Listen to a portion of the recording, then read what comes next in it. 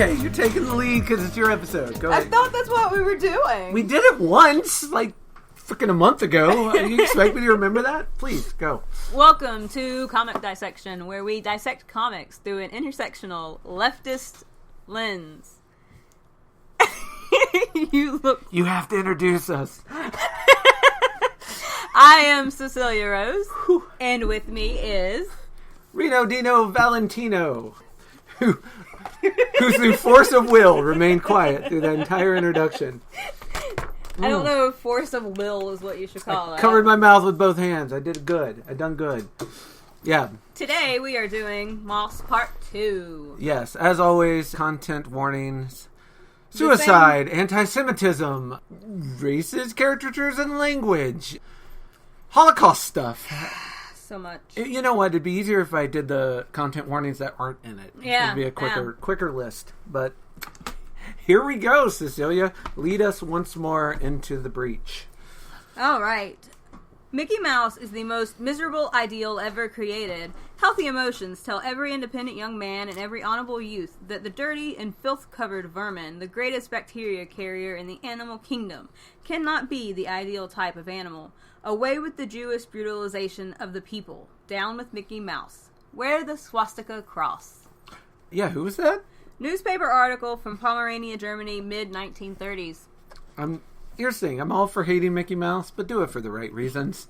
Don't bring your anti-Semitism to my hatred of the corporate mouse.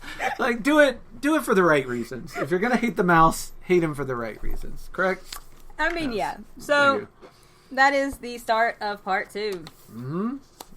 It says, "And here my troubles began." This is the table of contents. Okay. Before, because it's got all the chapters. There? Or is that time? No, that's the contents. Yeah. Yeah, I wanted to... Quick, the very first page, and it's also the back cover of if you get the deluxe 2-volume set. I really like it because it's a picture of Poland with Auschwitz kind of superimposed over it. And then in the right corner, there's a cutout panel of New York City. And I like it because it's the contrast between where the story is being told and where it took place. And I think it is a lot of I didn't Art put that Spiegel. together, but that's really pretty. Yeah, and it's Art Spiegelman. I think it's one of the many, many ways in which he is expressing feeling like he's out of time. Like he's a mouse out of time trying to tell this story. And it's hard for him because, again, he's in, I say modern day, but like New York of the 80s and not Auschwitz. And he often feels like he is not up to the task for that reason. And I think even this small map shows that in a very real way. Yeah, that's good. I caught good, one. Good, I caught one. Yes. Yeah. Chapter 1 is called Mauschwitz. Jesus. Guys. It's punny. Well, you gotta do what you gotta do. Mm-hmm. All right, so it starts with Art and his girlfriend? Yes. Yes.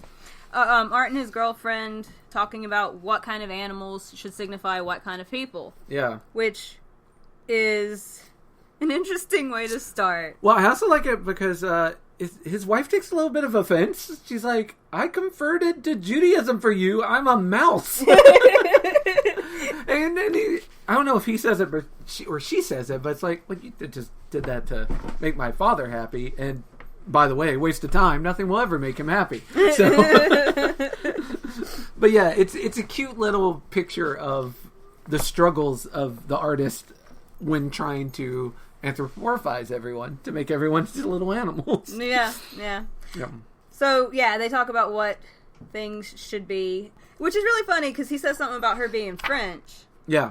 And she says something about being converted. Yeah. And then she's like, so you and I go to a mouse rabbi. He says a few magic words and zap. By the end of the page, the frogs turn into a beautiful mouse. A beautiful mouse. I only converted to make Vladik happy. Yeah, but nothing can make him happy. Yeah, that's the part I was talking about. All right, so anyways, we get cut to a thing where Art's father phoned because he had a heart attack. Oh, well, that's the story. That's the story. And then we find out that his father did not have a heart attack, but Mala left him. Yeah. Which of fucking course she did. Valdik just wanted to make sure that he got a return call. little bit of the old manipulations. I really don't like his dad. He is. Here's the thing. I find myself, and this is because I'm a Libra, and we are the scales, and so we can only see things in terms of black and white. I find myself both. We also like long walks on the park, and I can. When he is suffering in Auschwitz, I'm like, God damn, this man is a fucking like, he is a beast of heroicism. Like, I love this man. Like, persevering against all the. And then you take him out of that situation and put him in, New York City in, modern times, in quotation marks, because modern times of when this was written. And it just doesn't work. Like, he doesn't fit anymore. Like, a lot of the things that made Trauma him... does that to people. Yeah, like, and all the things... And again, that's a reason, it's not a justification. Like, other people we meet from Auschwitz Mala. adjust much better. Fucking Mala. Mala, his shrink, all these people who have adjusted much better.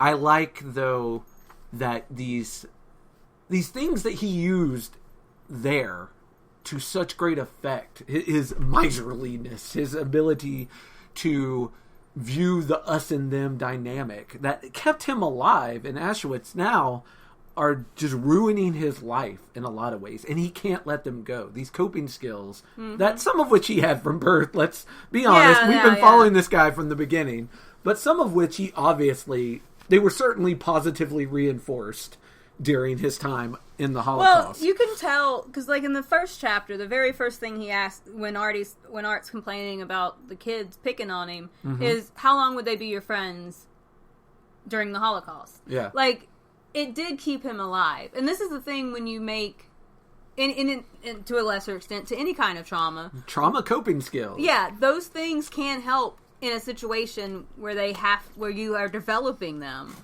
But they're not good to keep doing. Right. It's like adrenaline that you can never turn off. Yeah, he never found... Art's dad, Vladek, never found a way to break out of the cycle of trauma. Exactly. And it is sad, but and you're right, it's not an excuse, but it also makes him very unlikable.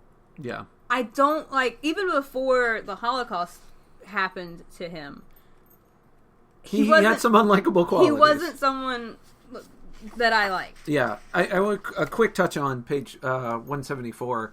He talks about his parents, and as they're driving to go see Valdek because, his wife left him. They got to go see what shape he's in. Yeah, because he was in ill health before this happened. And those kind of shocks when you're older, they're more likely to be fatal.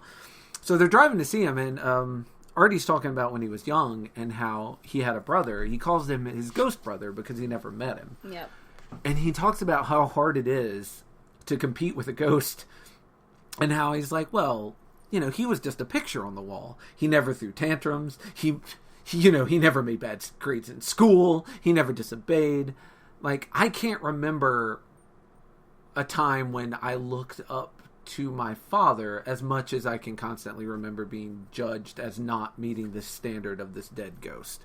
Yeah. And I thought that was a powerful phrase, and I was like, siblings, am I right?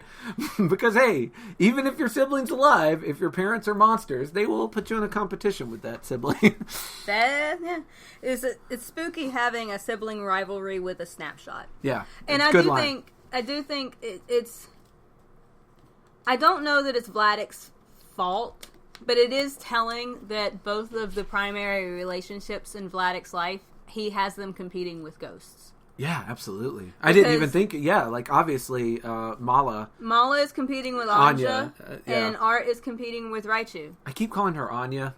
It's probably Anja. It's Anja, but I keep saying Anya because that's a name I'm familiar with, and Anja is not.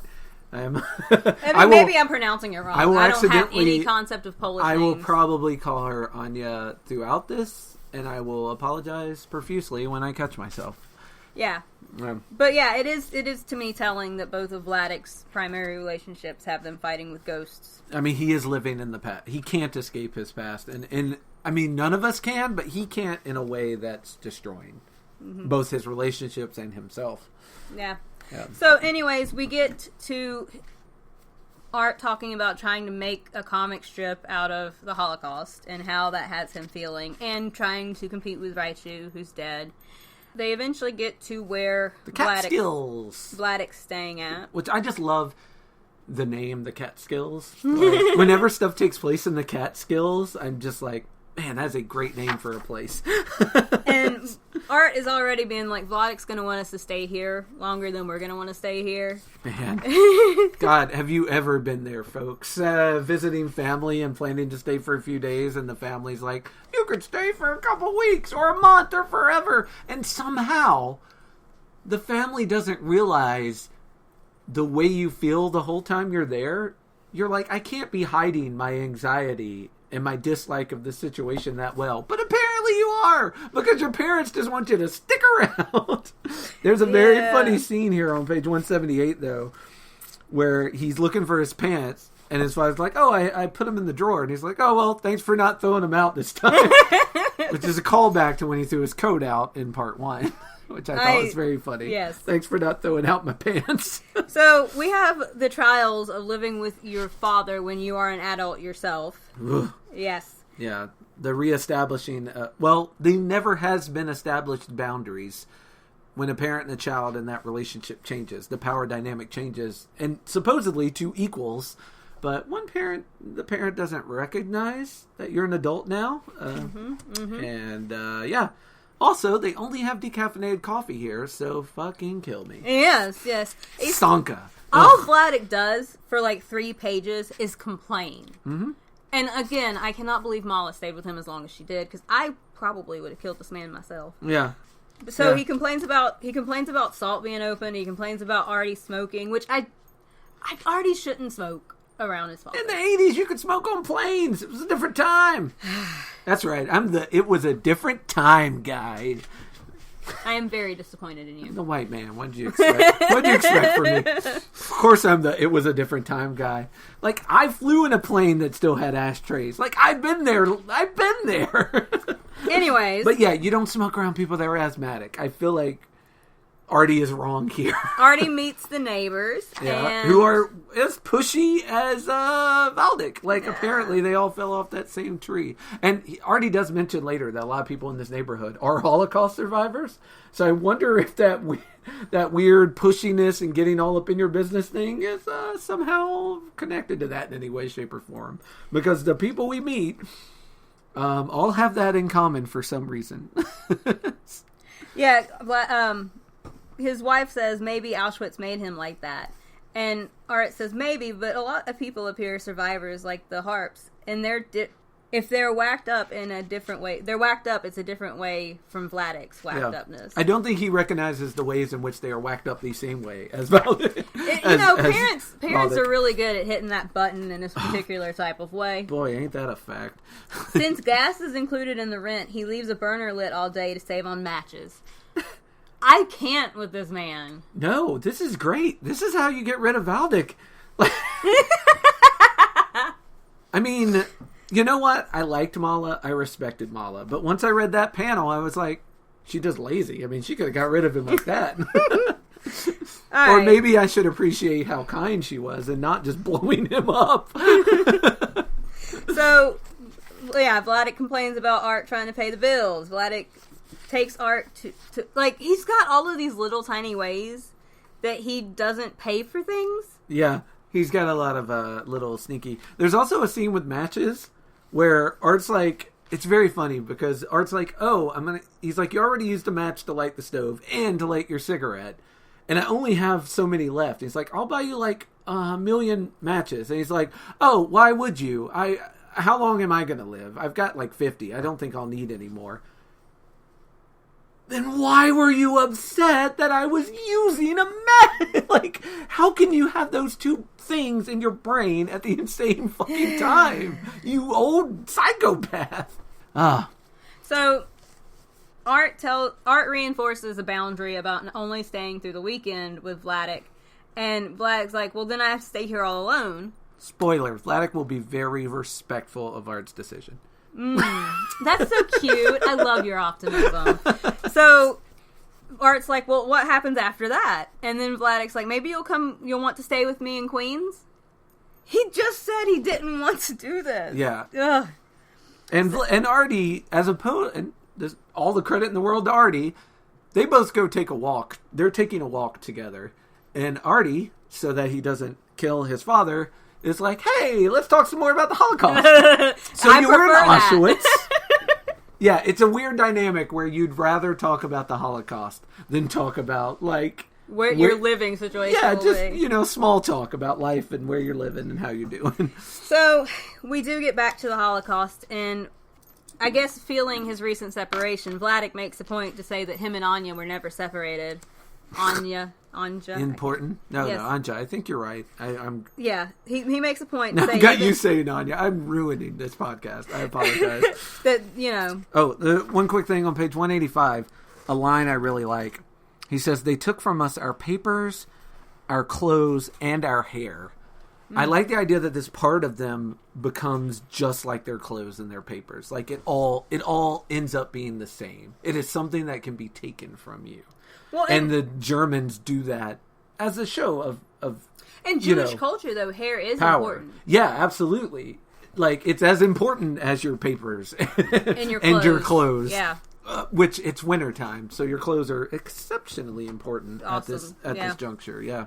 So yeah, he talks about what it was like to be put into Auschwitz. They take the papers, their clothes, their hair. They separated the men and the women. They put you in showers. Cold showers to clean you, not the other showers. Yeah. Which Valdek can make sure to express. Yeah. Because at this point, he has not seen the other showers. He has only heard about them. And they were given wooden shoes, which apparently they also got beat with. They were able to use as weapons with each other. Yeah. Which I'm sure was very intentional. Like, hey, we give them small clubs on their feet, and hopefully some of them will kill the others with their clubs, and we won't have to waste money on bullets.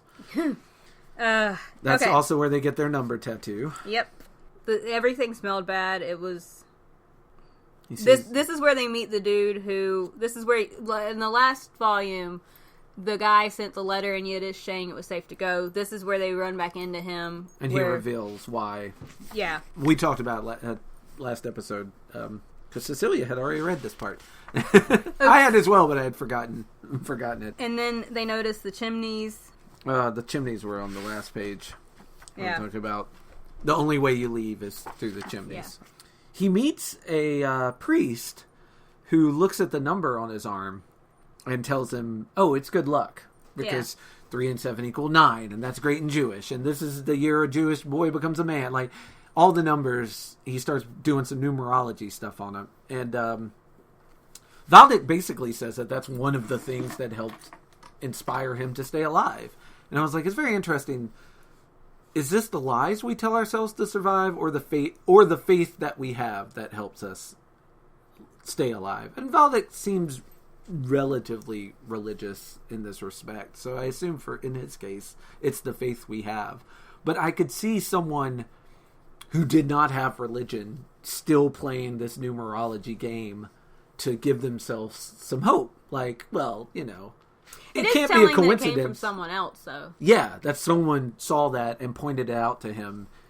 But I could see that when you are in a crisis situation, people often come up with strange rituals that they think will keep themselves safe. They come up with strange belief systems. Even like low high stress situations, like basketball games where you got to wear your lucky socks if you want to win. Yeah. They're tiny superstitions. Yeah, and a lot of those in situations like this where you have nothing else, that's what keeps you going. Yeah.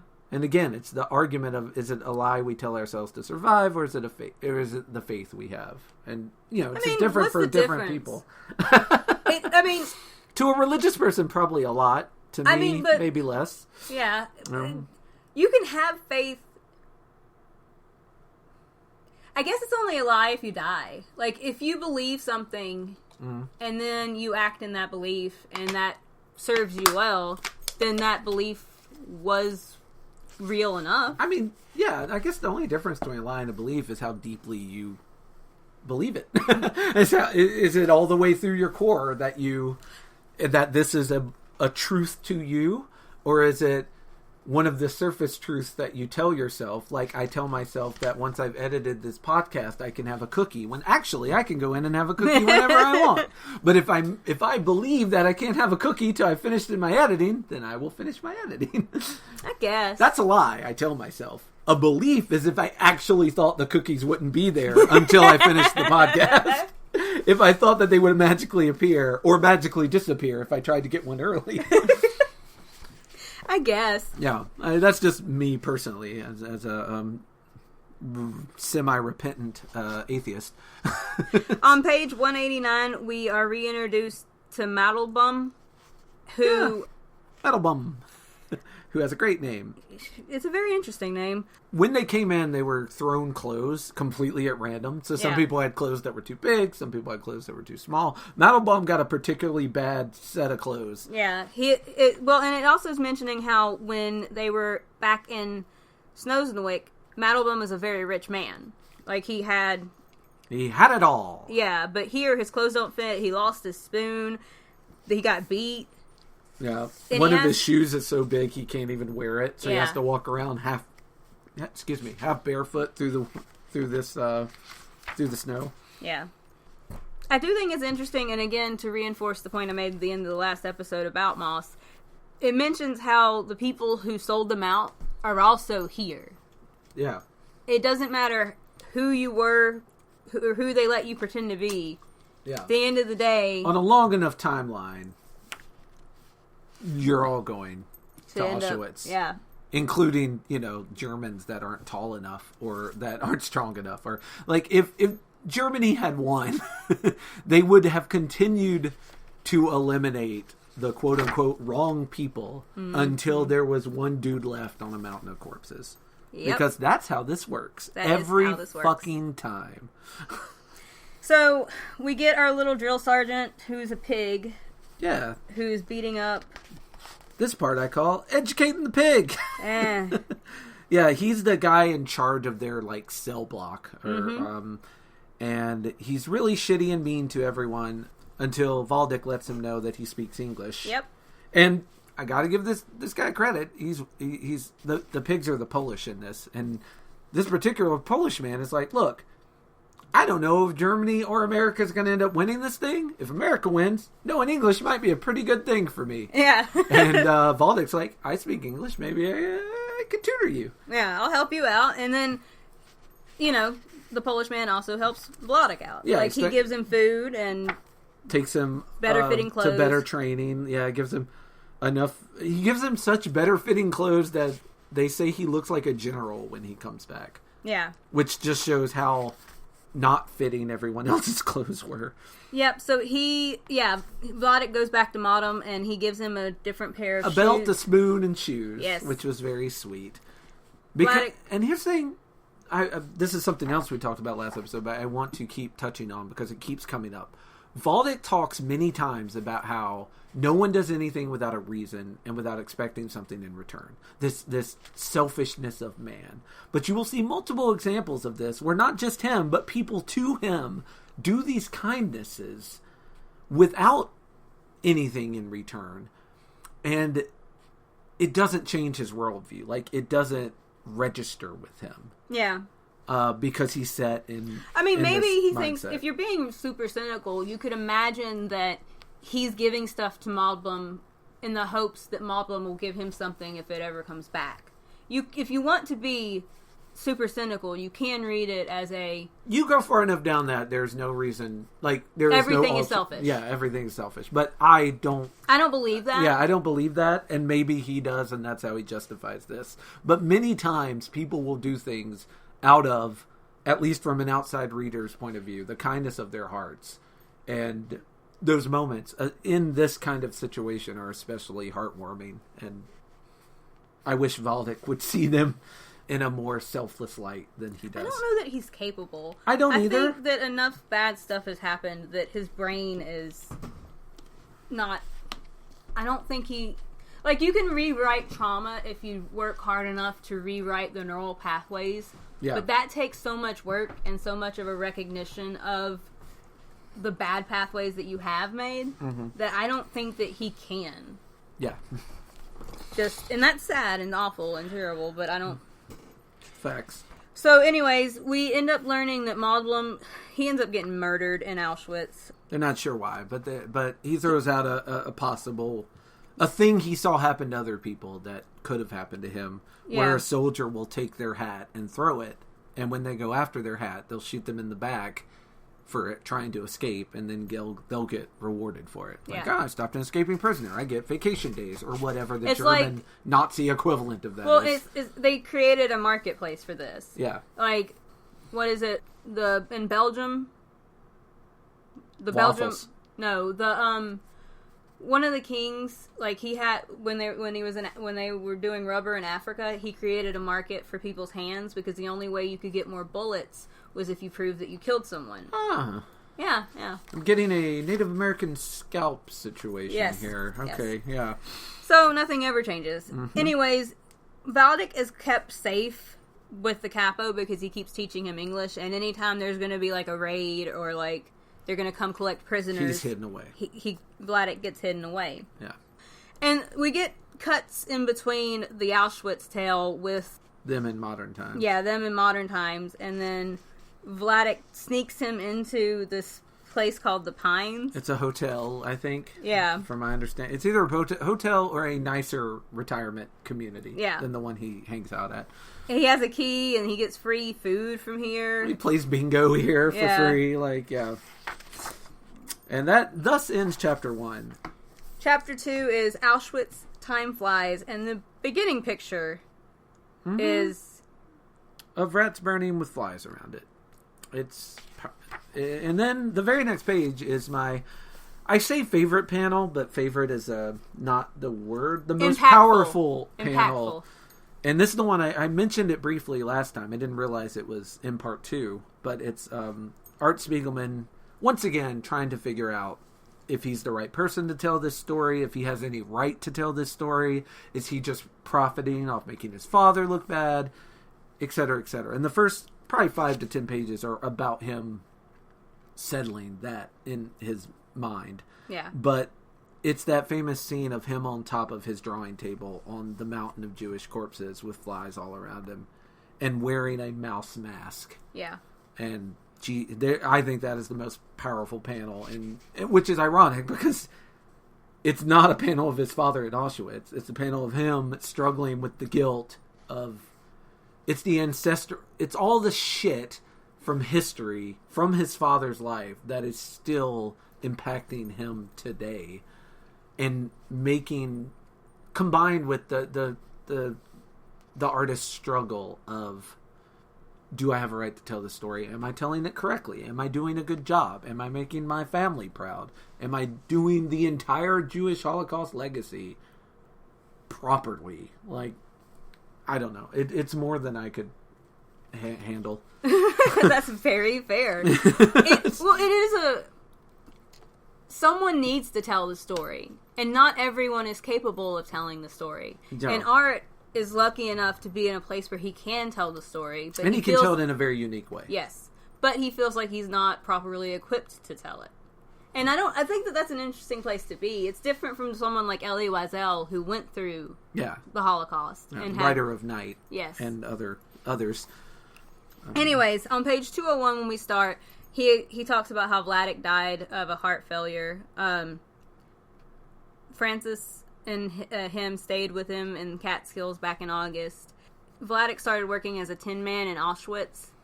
He's juxtaposing his life with stuff in the Holocaust. So, like, he talks about him and Francois expecting a baby, and then he talks about how many Jews were gassed in Auschwitz. And it's just this... Yeah. It's back and forth. The very last line, lately I've been feeling depressed. I think that's fair. Yeah. I mean, just recording this, lately I've been feeling depressed from recording Moss episodes. After the shot of him on the pile of dead bodies, it starts talking about filming.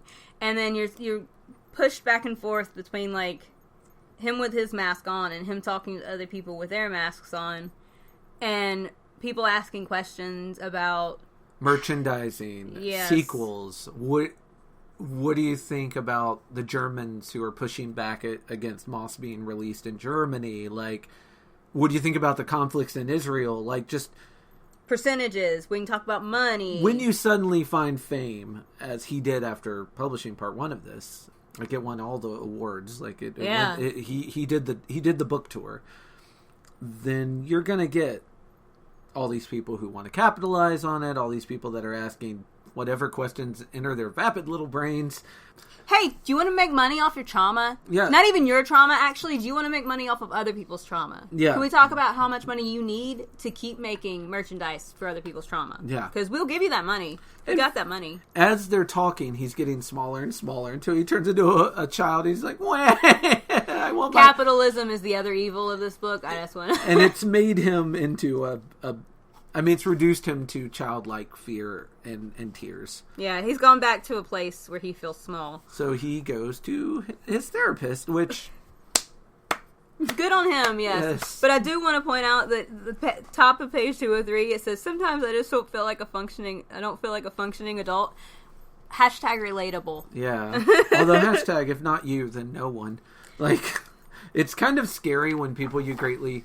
A lot of people find it comforting when people they greatly respect as pillars of virtue are like, yeah, sometimes I struggle too. And I'm like, no, I put you on this pillar. You stay up there. This pedestal does not allow you to get off. It does not allow you to get off or be... See all the sharks around the moat? Yes. You have to stay there. Stay up there and be perfect, you fool. I'm idolizing you, which is perfectly healthy. Now get up. Get back up there. You have to be a statue for me. Thank you. Yeah, Thank you, please. So yeah, he goes to his therapist.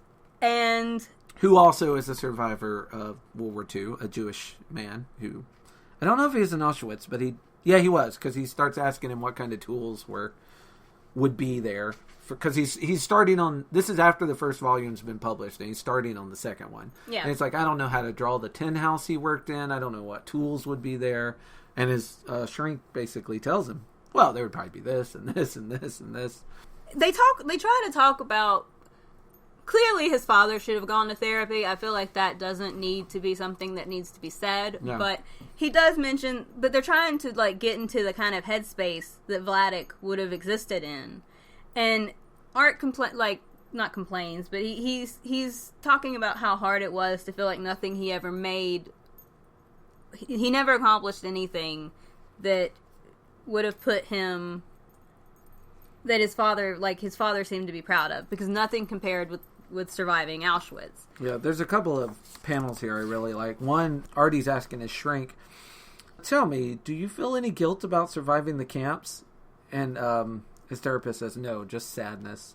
And it's just a 3-word panel, and it's glorious. And on the next page, he says, he talks about maybe the only thing...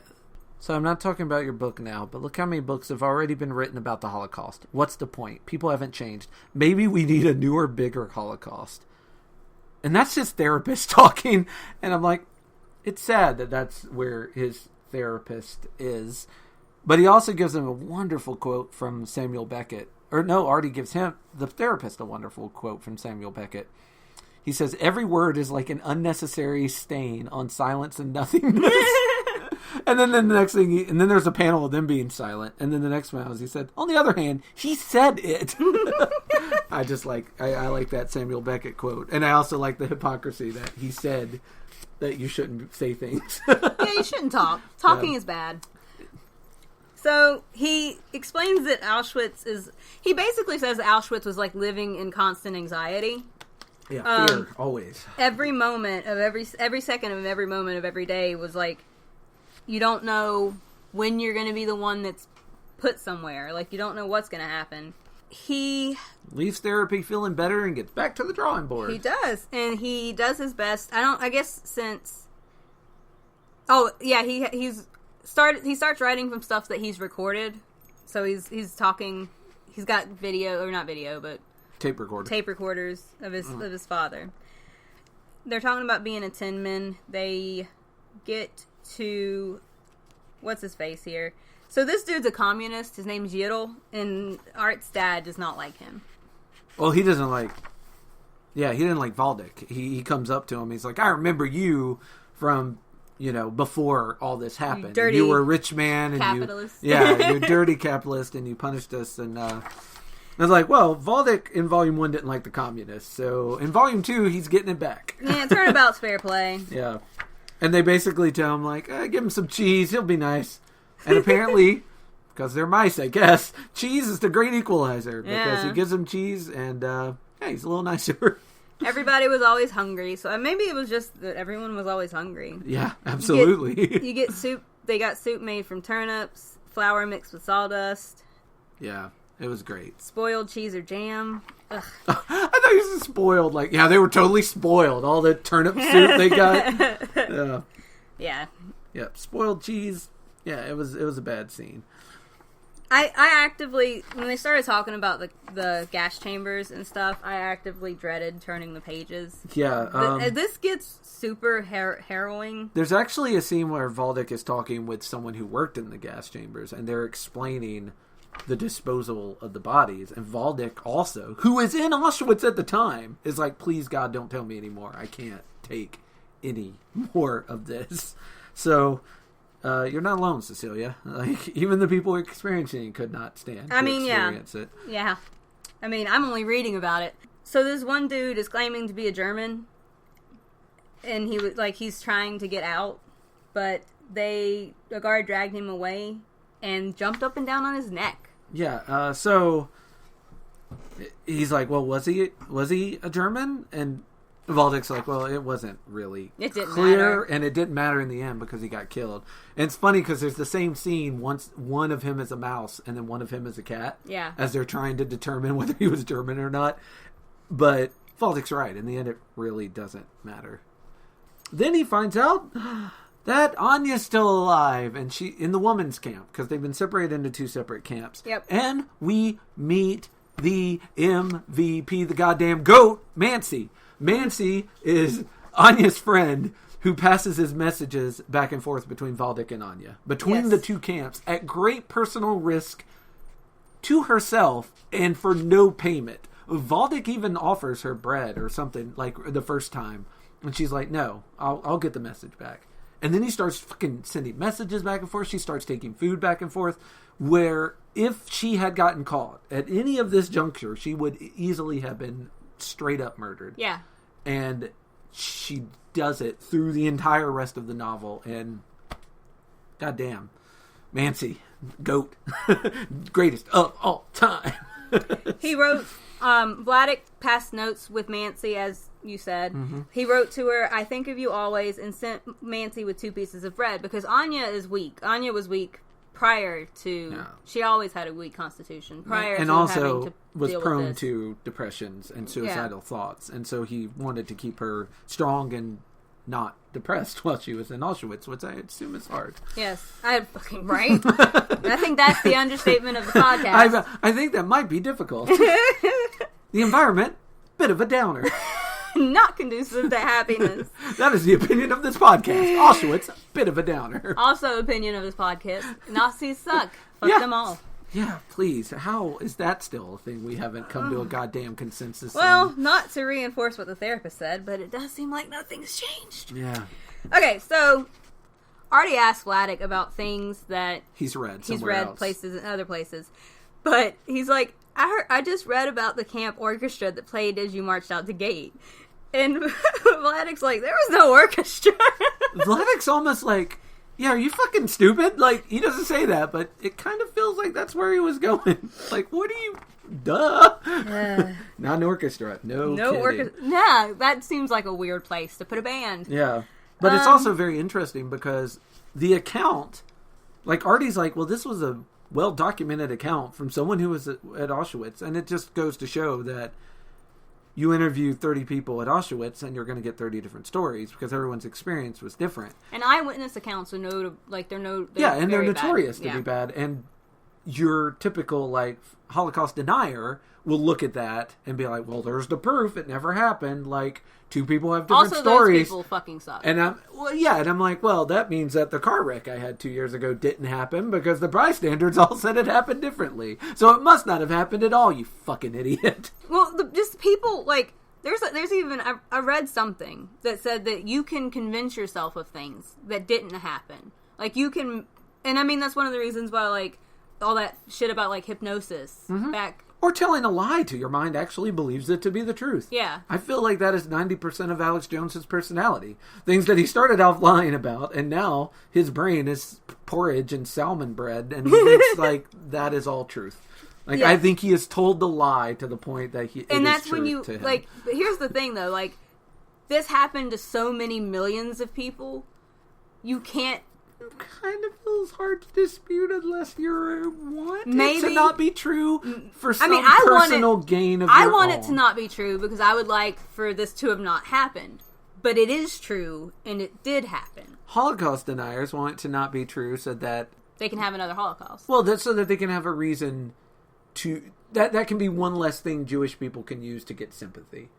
Like, that's it. That's their philosophy. And you're right. And so they can actually have one. Yeah. Like, Nick Fuentes has gone as far as to be like, well, yeah, it wasn't real, but it should have been, and we can do it right this time. Yeah. Which even in that sentence, this time, you know it's fucking real, you little shit. At any rate, yeah. We get back into the camp, and they're talking about... So the one of the German guards has come and is asking for different prisoners, and although the communists complained a lot about Vladek, he does keep him safe. Yeah. We get to see what different people look like. He ends up doing some roofing where Anja is. Yeah. And he tries so hard to keep her in something of a decent enough spirit. Yeah. To stay alive. Imagine how hard it is with someone you can barely see and can barely communicate, but who has told you in letters that you are the only reason they are staying alive. And you're just trying to get as much of your goodwill to them as possible.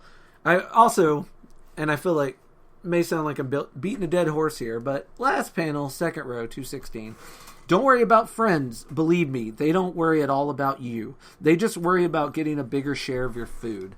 Valdek will be proven wrong in about 15 pages, and it makes me happy that he is. But he is very much...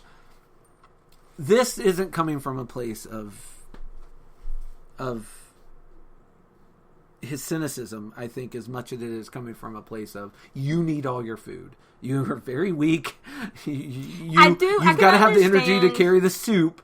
Please don't give it to your friends. Like, imagine, Cecilia, if your daughter is not eating at school because she's giving it away to other students. No, I was going to say, I can imagine that this in particular, some of the shit he says, and maybe it's all like this, though, actually. Maybe because some of the shit he says, I do think this is about trying to convince her to protect herself. Yeah. Because she is weak. Yeah. And maybe it's the same, maybe that's what he was trying to do with Artie. Yeah. Like, it's possible. Yeah. If you work really hard to view him through the most nice, kind, rose-colored lenses that you possibly can, maybe all he was ever trying to do was also protect Art. I think that's definitely a part of it. Like, he's just really shitty at it. He does love. He loves his son. When he is trying to the best that his poisoned mind can to make his son strong and safe and learn the ideals that he values so that he can survive in a world that is very cruel.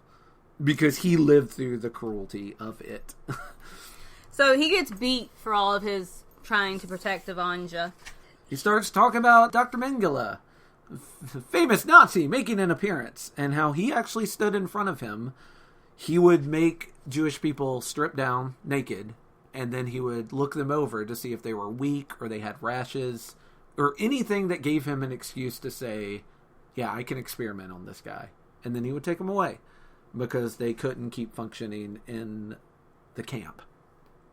And he said even things as small as like a pimple, Mengele would be like, yep, you're out. Come on, come with me. I'm going to do something horrible and with it just kept repeating. It was a thing that happened over and over again, and yeah, it was just a cycle of awfulness. So we get another case. I'm sorry to interrupt. I just wanted to say real quick. He gets another case of Valdek, who is a sponge for different types of knowledge. This is very weird, but I don't know if you've ever seen the movie Slumdog Millionaire. It's where it got introduced to MIA, who sadly is problematic now, but that Paper Plane song is fucking fire. It is. It's a good song. In Slumdog Millionaire, it's the Who Wants to Be a Millionaire, and he keeps answering the questions correctly because of life experiences he had in the past. And I got a very Slumdog Millionaire vibe here, because all these skills that he has learned throughout his life are saving him in Auschwitz. It's like, oh, I actually know how to repair shoes. Boom. I actually know English. Boom. I actually know how to work in a tin factory. Boom. And the things he doesn't know, he can learn quick enough to trick people into thinking he always knew how. Yeah. Like, he's very swift. He's a very quick learner. And that saves him again here because he doing takes the boot job repair. as a shoemaker. Yeah. He didn't know how to be a shoemaker, but he would take the boots and get someone else to repair them who did know how. Yeah. And he would watch them so that he could do it. Yeah. Yeah. So he wrote a letter to Anya. Mancy took it for him.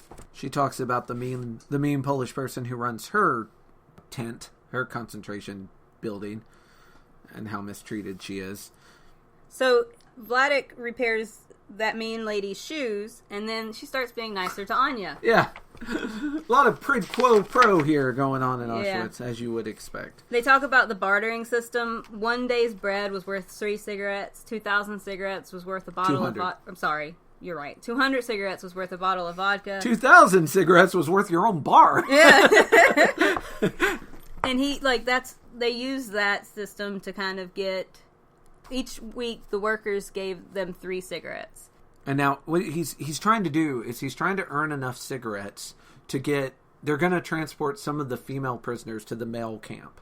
And he's trying to get enough cigarettes to make sure that Anya is one of those prisoners moved. Also during this, him and Anya are tossing food over the gate to each other and letters.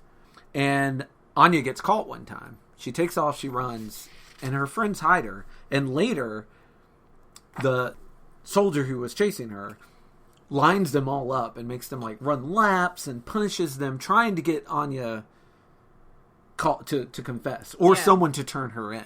And even though all her friends knew it was her, none of them turned her in. So suck on that, Vladek. Once again, those friends that you said were only interested in her for her food fucking protected her ass here and made sure that she did not. It was. You should love this as a Sailor Moon fan. It was the power of friendship, man. Well, power of friendship. It is also a thing of clearly they could have sold her out, but that's not going to save them. No. I think at this point, this is a place where if you are the person, I'd imagine you have to reckon with the fact that no matter what happens, selling Anja out isn't going to make them any safer. Yeah. You're still going to be in this fucking camp. But again, the lady in charge of their camp got new shoes. She started being nicer. Mm-hmm. Maybe you turn Anya in. Maybe you get some of that nice treatment. But no one took the bait. Yeah. And I'd like to think it's because Anya, everyone that meets Anya loves her. Anya's just got that charming, a very nice personality. Seems like a sweet lady. Everyone that meets her, no one has a bad word to say about her in this entire 2 volumes. I wonder if, one, it's because we don't have Anya's point of view, and Vladek idolizes her. So He's got much. her on that pedestal. Oh yeah. She lives on that fucking pedestal. Yeah, fair. That is accurate. Yeah. So I don't know if it's an accurate portrayal of Anya. Yeah. Or if it's just... But at any rate, she is kept safe. Yeah.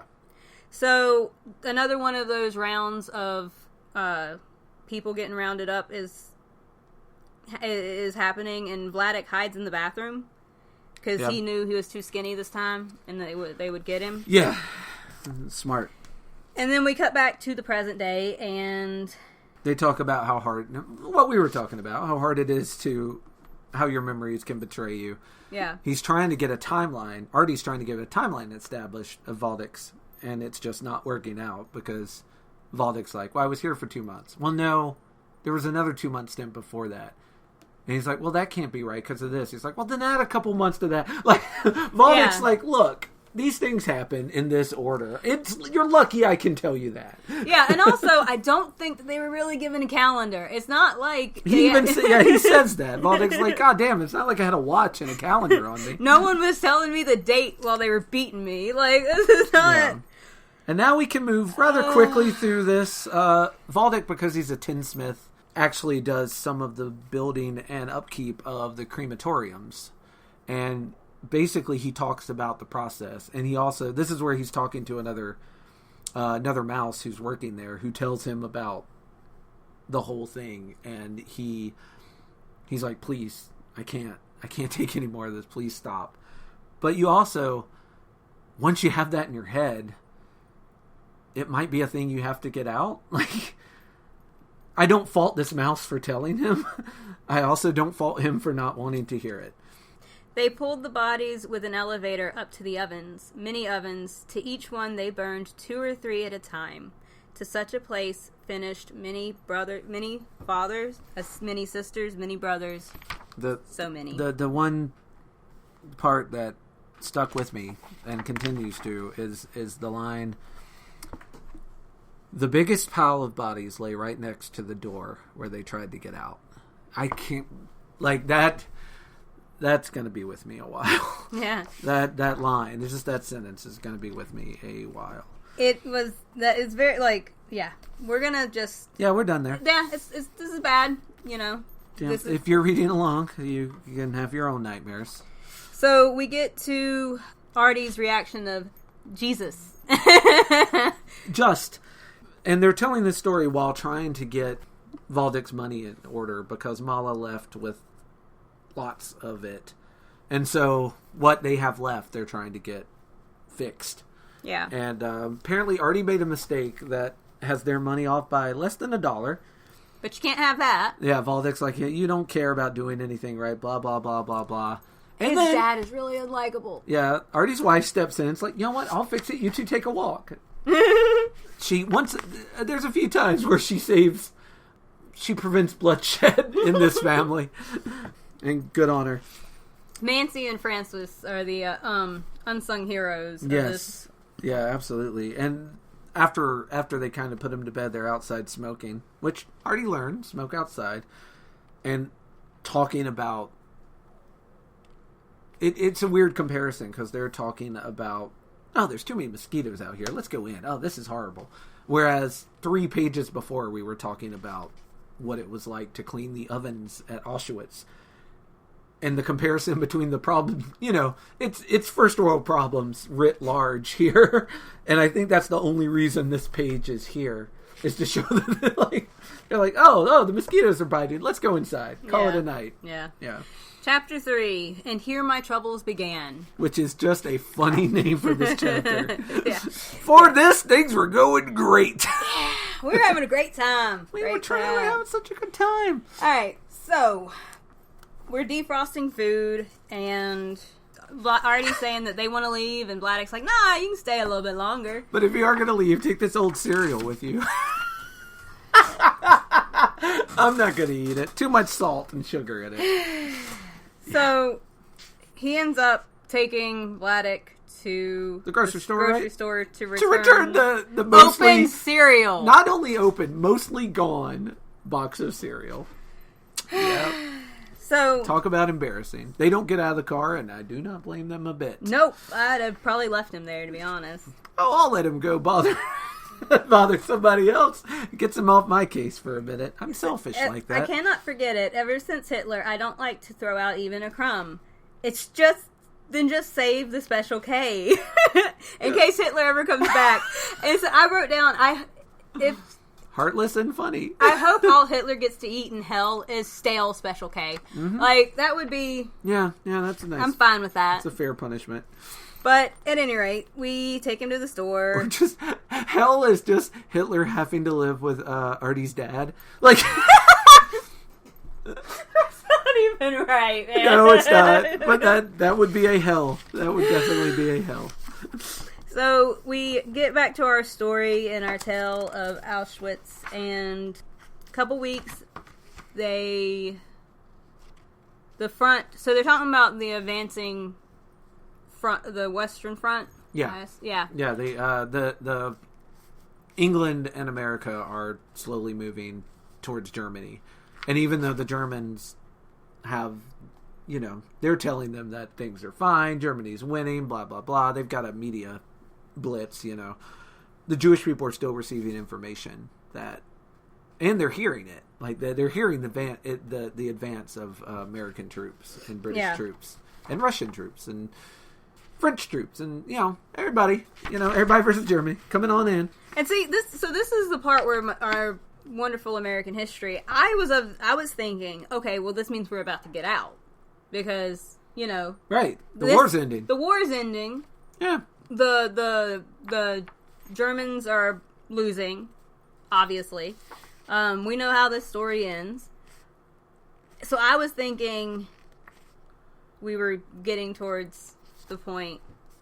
But let's say, hypothetically, you hated a certain people and you blame them for every single problem that you've ever had. But the war is ending. And you're losing. Do you let them get away, or do you do a bunch of death trains and death marches? I'm going to let you guess which the Germans did. Yeah. So, yeah. The march begins. Yeah, the march begins. And they do not get out. Yes. So... there's a quick scene where he describes one of the Jewish people getting shot, and how when he was a child, he had seen a dog getting shot, and how similar those two things were. Like, it was disturbing to him how this Jewish person dying in the snow died very similarly to that dog, like with legs twitching, and like it was so similar to him. And it's weird the things you think of in these types of situations. And I just wanted to comment on the horror of that. We get someone who's willing to pay if the guards will look the other way while they run into the woods, and the guards take the money and then shoot them in the back. So, So they go from Breslau to Krakow. Krakow. Yeah. Okay. No, they go the other way. Krakow to because they go from Auschwitz to... You're right. They're moving into Germany. Yeah, out of Poland into Germany because Poland is getting taken back over. Yeah. They're having to carry stuff. This is where they actually get to put in the trains. Yeah. So it was a train for horses and cows, and they pushed until there were no room left. People got crushed. Vladik manages to not get crushed. And... He had kept his blanket, and he made a hammock because there were hooks in the ceiling because it was for livestock and meat, I guess. And so he actually made a hammock between hooks and put himself up so he was above the fray, basically, and he could reach out of the train car and get snow. And I'm like, fuck, I would have been dead so quick. Like the idea, like the odds that I would have thought of that, pretty much zero. Yeah. So he ate the snow on the roof, and that kept him alive. Because you can go longer without food than you can without water. Yeah. And he's able to trade snow that he can access from the roof for sugar and things that other people have on the train. Yeah. So, they traded snow for sugar. They were inside of that for God only knows how long. Yeah, just days and days. And then the German cat, opens up the thing. He's like, hey, throw out your dead. And they've been so desensitized, they're just happy to have the room. They just toss the dead out. And they're like, now we can stretch our legs. I took a picture on page 246. There's this panel, and you just see this little mouse head screaming up, begging. Yeah. And that fucked with me, I'm not gonna lie. That one, I had to pause for a minute. Yeah, that's there's a lot of powerful images. Yeah. So on page 248, they're starting to go crazy inside the train. And you got people who are just screaming and begging to get out. Coming to Dachau. Yeah. Well, there's a Red Cross. Yeah. They do stop at one point, and the Red Cross gives them, like, some gift packages, and they're like, oh, we're saved! The Red Cross is here. But Germany had just allowed small contingents of Red Cross units in to help with prisoners. Yeah. But the thought being just, if you feed them, we don't have to. Like, it was basically a money-saving operation for the Germans. Yeah. And then the train starts up again. They thought they were about rescued, but no, not at all. So they get to the store. The way that these things are like juxtaposed with each other is just sometimes it's a little whiplashy. Mm-hmm. Yeah. So he gets $6 for the groceries that he turns back in. And they're like, how in the world? He's like, oh, I just told him I survived Auschwitz. The guy was real nice. And I'm like, Wow, played the Auschwitz card, did we? To get your $6 for your special K. Alright, so we get back to the camps, and they get new typhus camps. But, yeah. From lice. Yeah, and they're also told if their shirts have lice in them, they can't be fed. And everyone's shirts had lice in them, so nobody got fed. Until, once again, Valdick figures out a way to get a clean shirt that he can put on right before he gets his food. He was very... resourceful as fuck. Yeah. So he had an infection that he had on his hand that he made worse. Because the hospital was better than the camp. Yeah. Yeah. So we meet a frog. A Frenchman, yeah? French frog. Yep. He gets care packages. Yeah, because he's French and not Jewish, ergo he gets better treatment. Yeah. Also, he can only speak English, and the only person he found that could speak English was Valdick. So once again, Valdick's mastery of multiple languages helps him here. The French makes friends with him, so when the French gets food, he helps him. And then when he figures out how to get clean shirts, he helps the Frenchman back. So Valdick gets typhus. Whoopsie. Yeah. Which has killed many people, which is important. So now I had typhus, and I had to go to the toilet down. So, and I said, now it's my time. Now I will be laying like this one's, and someone will step on me. Yeah. Oof. Yeah. He was too weak to even scream. And then they tell him, "Oh, we're going to put you on a train and do a prisoner exchange if you can walk." So he gives up a bunch of his bread to get people to carry him, so it looks like he can walk, so he can get on this train.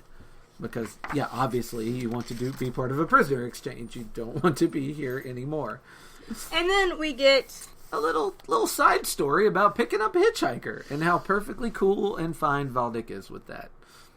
Or did I misread this? What? How's it go, Cecilia? So, putting the nail in the coffin for whether Valdick is likable or not, we get a part where Black gentleman.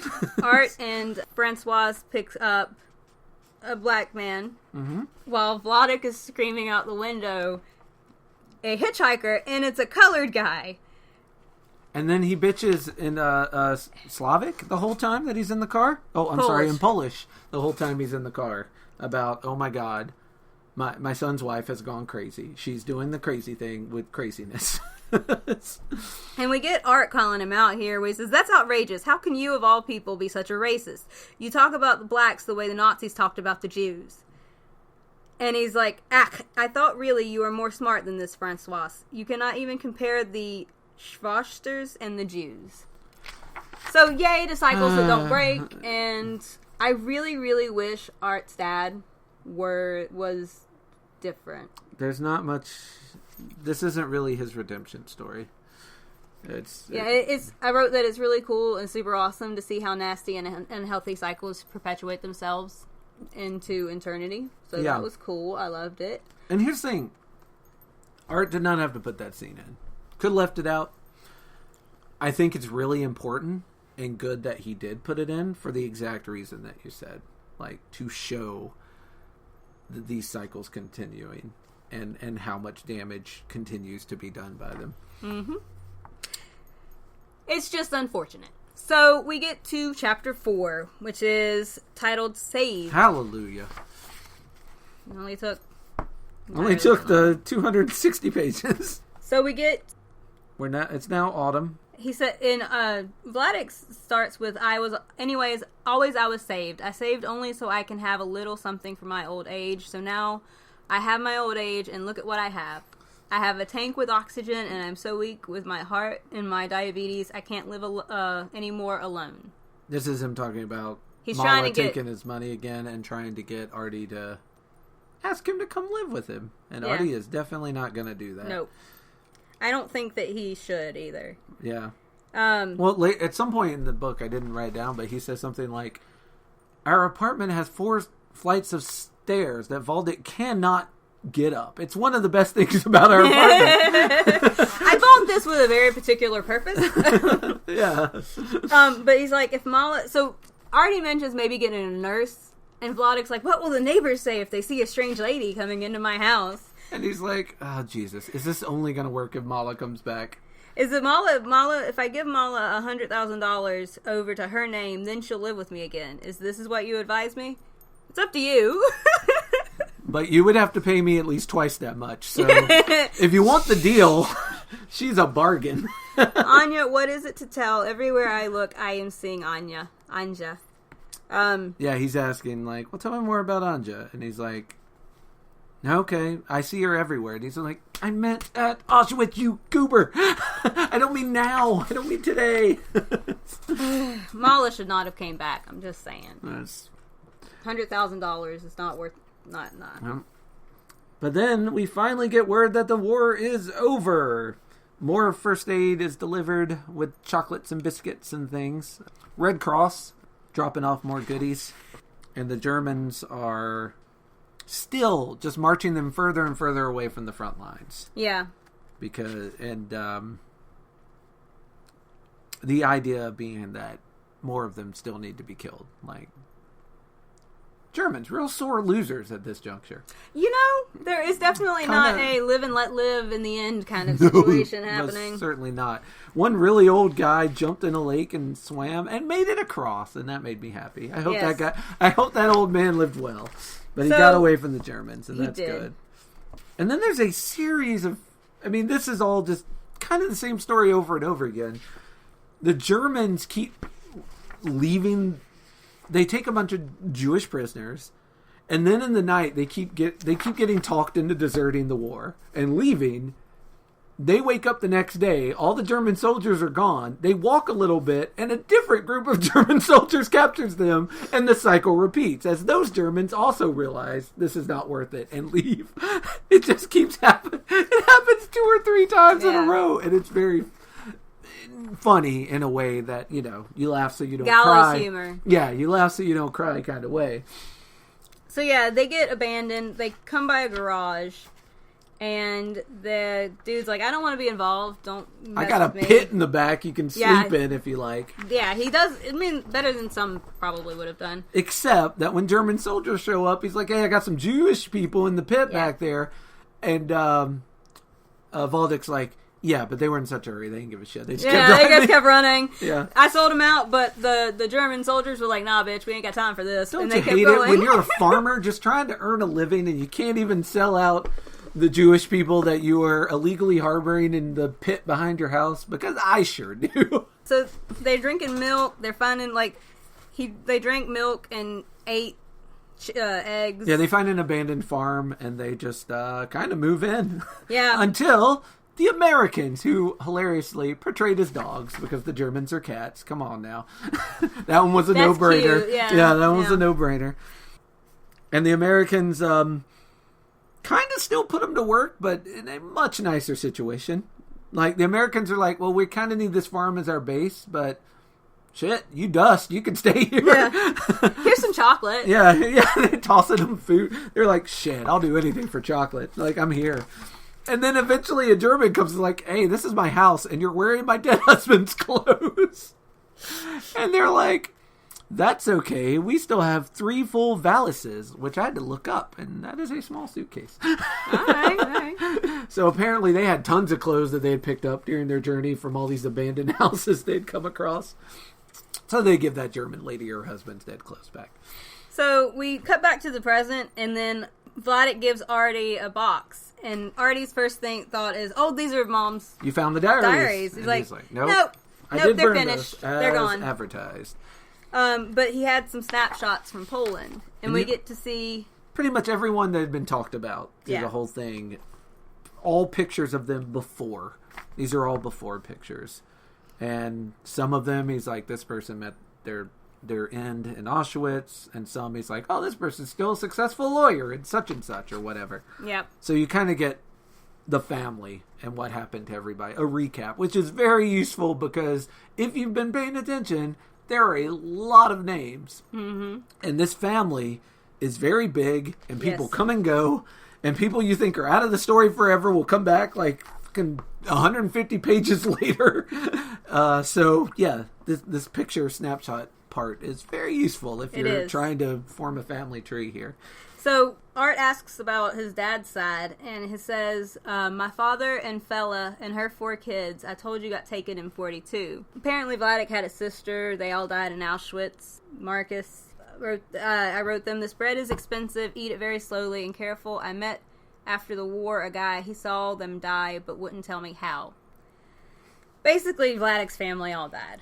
Yeah. Only his little brother, Pinkett, came out from the war alive. From the rest of my family, it's nothing left, not even a snapshot. I like on page 276 the way they frame this picture with his father in the 5 panels. Yeah. And he's talking through each one of them. This is part of the time thing we talked about in Scott McCloud last 2 weeks ago. And at his base are just all the pictures. They've kind of just been scattered, like his family. Yeah. They've just been scattered to the winds. And he's just... His shoulders are slumped. His head is down. You can see, I think in this picture, more than the ones of him in Auschwitz. You can see the toll that all this has taken on him in this. I mean, Art is asking him to relive the worst shit that has ever happened. Absolutely. Like, I imagine that's hard. Yeah. So, they've got pictures of Raichu from the Polish governess, and Art takes them home. Vladek about has a heart attack, basically. Yeah. And Artie apologizes for making him do all this. Yeah. And then we go to the final chapter, Second Honeymoon, chapter 4. So, she said, no, I will not go to the gas chambers. And, we get some... Artie's working on the book. And his wife I think this is back in like... Yeah, his right father now. has moved to Florida. And he's working on the book. His wife comes in. He gets a phone call. And it's Mala! And Mala is like, man, your dad's in the hospital. He didn't want to worry you, but it's bad. You should come down. And he's like, wait, you guys are back together? And she's like, yep, don't know why, but here I am. Mala is just a glutton for punishment, I swear. He's like, he called me from the hospital, and I felt sorry for him, so here I am. So, they go to Florida, and Mala is like, she wants, like, Vladek wants her to check his poop. And again, this woman... Check my stool, please. This woman should have ran. At any rate, she's like, what? But now he's more confused and dependent. What can I do? He trapped me. He's talking about the last bit of getting out of Auschwitz and getting... He's finishing the story. Out. They get on an airplane, but some of the people were afraid to go. But I went in right away inside. I said to them... So don't worry, let the plane crash. At least we'll be out from Poland. Yeah, fair enough. Yeah, I imagine that you get different kinds of stakes after that point.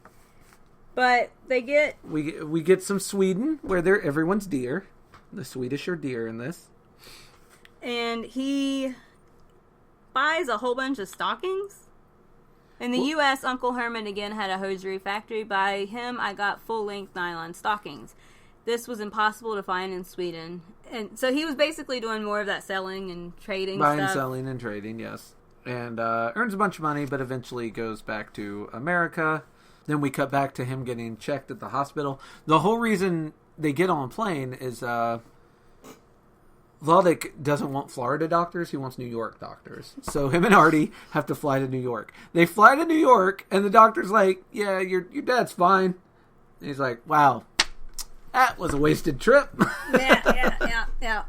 And I think Valdek may have been playing him here because he's like, and now I live in New York with you. Isn't that neat? Neat how that worked? You know, it's really ironic that this man is such a motherfucking penny pincher that he takes back used cereal. Mm-hmm. But he'll get on an airplane. How do you think he can afford the airplane trips? All that cereal money adds up. So...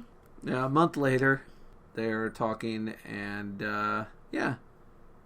If Mala wants Florida, okay, let it be Florida. Yeah, Valdek is finally listening to Mala, and Mala wants to move back to Florida, leave New York, which he only came to, remember, so he could go to a doctor so a doctor could tell him he's fine. And Mala's saying that his memory's going, and even Artie's like, yeah, I told you yesterday I'd be here today, and Valdek's like, oh, I don't remember that. He's like, well, can you tell me about the end of this Holocaust story? And Valdek's like, well, that I remember still. So he's losing his memory, but obviously this is still with him.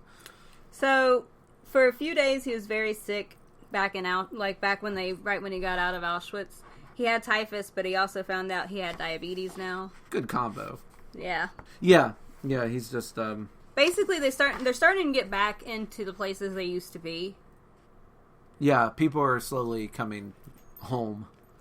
And in some instances they're finding, much like that cat lady found them living in her house and wearing her dead husband's clothes. Some of the Jewish community are coming back to find that people have taken over their businesses and are living there now. Yeah. And are not taking kindly to the return of the Jewish community. So their problems are not over.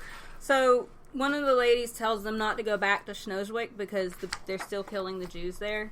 And they tell basically this story of a German who has taken over the bakery. Well, not German. What are pigs again? Polish. Yeah, a Polish guy has taken over the bakery, and he basically threw him out and then killed the Jew who came home to get his bakery back. Yeah. Which is an this is a part that they don't talk about a whole lot, but after the Holocaust, when the Jews were going back to their community, there was still a lot of just straight up murder and free-for-all that happened. We had a similar thing in America with our Japanese internment camps. Yeah. A lot of them, when they returned to their houses and businesses, they had been looted, they had been burned to the ground. They had not, in this situation, they had not been taken over, but a lot of them had been destroyed or vandalized due to the anti-Japanese sentiment during World War II. So there was to a lesser degree, something similar happening in America after World War II as well. I'm not surprised. Yeah. Horrified, but not surprised. But this is when Valdek finds out Anja's still alive. Yay! And he's visiting a Romanji, who is a moth, which I think is kind of, it's cute. I'm cute. Here for it. Yeah. Because she's a fortune teller, so she's like peering into a crystal ball with the. I was like, I liked it. It's a very cute image. According to Vladek, the fortune teller tells Anja that she sees a dead child, and then that her husband is still alive. So Anja was just getting... Apparently found the one fortune teller that actually could tell fortunes. So that worked out really well. Yeah. Everything this fortune teller said is what has and does happen. So. I see a ship, a faraway place. You'll have a new life in another little boy. Spoiler, it's America. So Anja went... There's like a Jewish community center that's working on... putting people, relocating families and trying to get people back together. Yeah. And we get an actual picture of Vladek, which on page 294. Mind-blowing, because you have seen him as a mouse this entire time. It's like the one panel where Scott McCloud draws himself a little more realistically, but even more so, because this isn't a drawing at all. This is the actual black and white picture of Vladek, which art takes to put in the book, which he did. There it is. And that was neat. This was such a good artistic idea to give us the real man in one panel. In this entire 300-page graphic novel, in one panel, you get to see Valdek as he was. And that was my second favorite panel. It's an impactful That's the part. word I'm looking for. Impactful. It is. Yes. It leaves an imprint. So, Vladek says that when he realized that Anja was still alive, he dropped everything to go back to Snowswick to get back to his wife. Nothing if not a romantic, this Valdek. That was a grunt of agreement. Not. It took him 3 or 4 weeks to get back to Anja, but they were both very happy. Tearful reunion. Happy ever after. So let's stop, please, your tape recorder. I'm tired from talking right to you, and it's enough stories for now.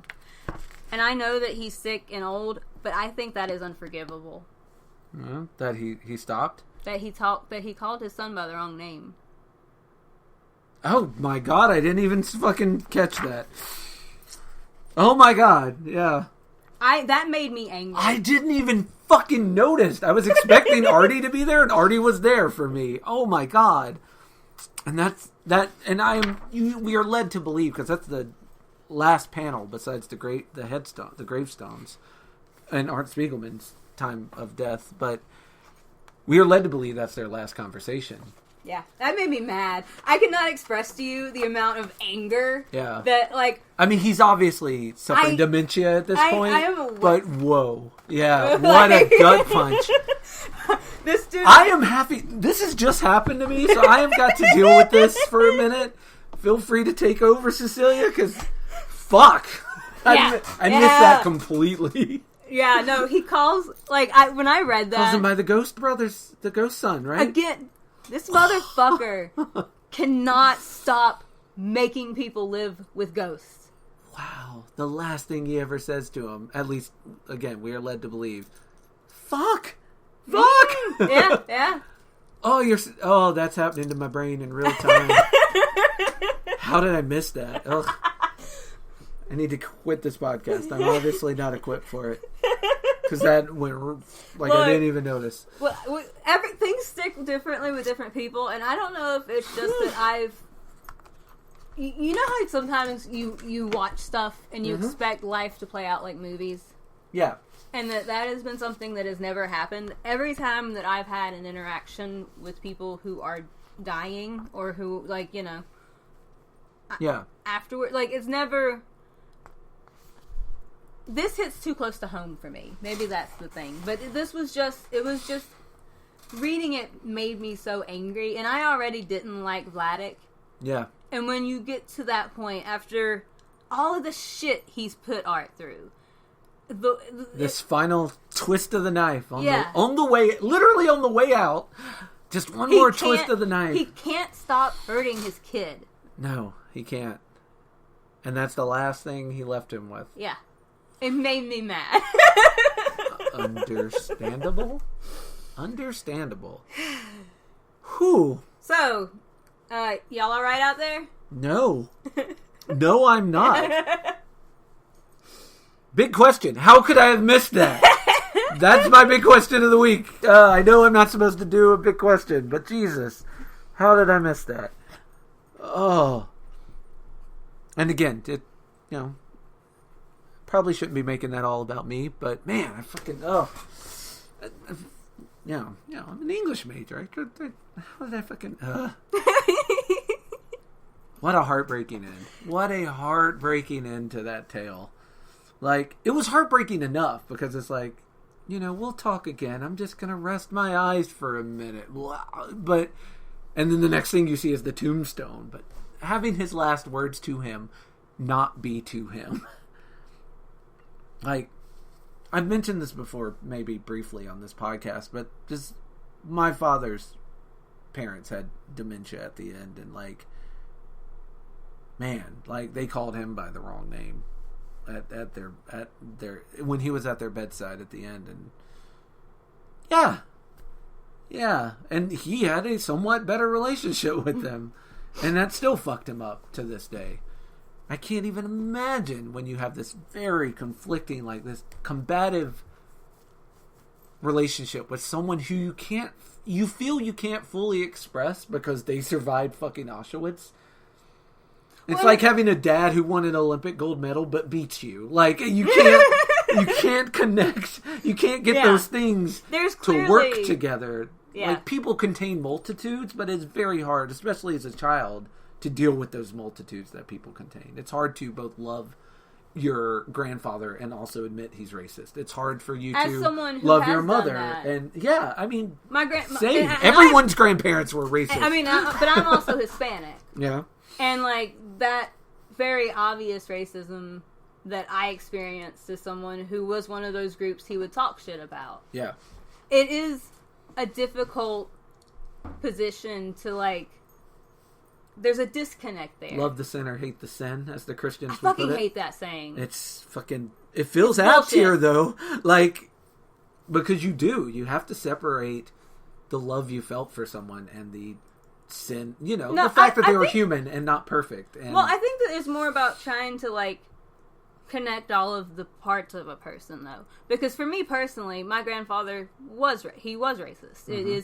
He very much so liked racial slurs. Like, he said words he had no fucking right to say. Mm-hmm. But he was also the same man who worked so that my grandmother could stay at home and take care of us. he's the same man that, as far as I'm aware, stayed faithful to one woman his whole adult life. Like, there are multitudes within this person. The fact that he was a racist does not diminish the good things, but he definitely also was this thing. But the good things do not negate the bad. Yes. Yeah. It's a weird thing of trying to find, like, a... Scales. If you were a Libra, you'd understand. It's not a scale, though, because you're not weighing, like, the bad versus the good. You're trying to find... It's more like the yin-yang symbol. You're trying to find a way to, like, integrate both parts of these things. Yeah. But when you have someone who you have a relationship with that is already as negative as Art, and Vladik's relationship was, for that to be the last big impact. What's the opposite of closure? Because I feel like that's what he got. A gaping wound. I feel like he got himself a gaping wound. Not a lot of closure. No sutures here. Just gaping wounds. No, we are just doing knives in the gut. Yeah, and man, all the awards he got for this, I don't think fix it, and I don't think make up for it. Oh, so there you go. That's my breath. Everybody take a deep breath. Hold it 5 seconds. Let it out. 5 seconds. Deep breath. 5 seconds. Wash and repeat till you're calm enough to continue. All right. Anything else to say about Moss except fuck Nazis? Fuck Nazis. I really enjoyed it, which is not the words I want to use, but I'm very glad I reread it because I had forgotten a lot, and I feel like I learned a lot reading it with you that I didn't get reading it in college under a college professor. So kudos to Celia. But onward and sideways. I'm not gonna say upward, but we're moving somewhere else.